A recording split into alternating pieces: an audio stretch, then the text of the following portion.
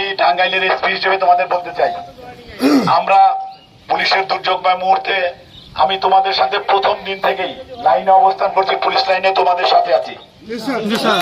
আমরা আমাদের গোটা দেশে অনেক পুলিশ সদস্য নিহত হয়েছেন, শহীদ হয়েছেন, আমরা তাদের রুহের মাগফিরাত কামনা করেছি, তাদের আত্মার শান্তি কামনা করেছি, আমরা তাদের শোক পরিবারের প্রতি সমবেদনা জ্ঞাপন করেছি।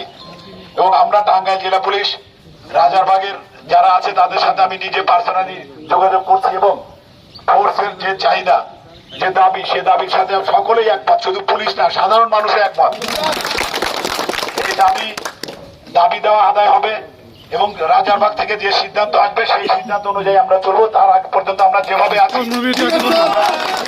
আমরা লাইনেই আছি, থানায় আছি, সিভিল ড্রেসে থাকবো এবং আমরা বাইরে কোনো ডিউটিতে যাবো না। কর্মবিরতি সেটা চলছে, সেটি চলবে। আমাদের নিরাপত্তা নিয়ে আমরা থাকবো, আমরা একতাবদ্ধ থাকবো। কেউ যেন আমাদের মধ্যে বিভেদ সৃষ্টি করতে না পারে। কোন মিডিয়া কোনো কিছু যদি আপনাকে ভুল বুঝায়, ভুল তথ্য পরিবেশন করে, এটা তারা বিভ্রান্ত হবেন না। আমি তো আপনাদের সাথে আছি, পুলিশ লাইনে আছি, সাথে আছি।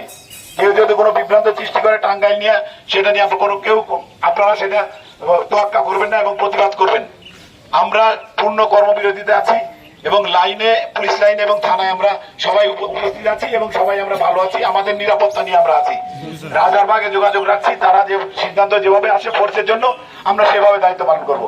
আইজিপি স্যার যেভাবে সিদ্ধান্ত দিবেন আমরা সেভাবে আমরা দায়িত্ব পালন করবো। কাজেই কারো কোনো টেনশনের দরকার নেই, আমরা খুব ভালো আছি।